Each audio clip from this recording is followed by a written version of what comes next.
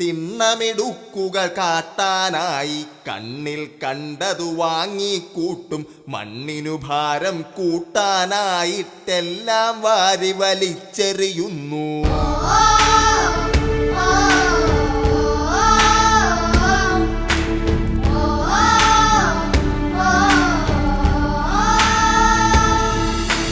മണ്ണും മലിനം, വിണ്ണും മലിനം, ജലവും മലിനം, ആകെ മലിനം. വരണം ഇവിടെ പുതിയൊരു കാലം, തരണം സുന്ദരമായൊരു ലോകം.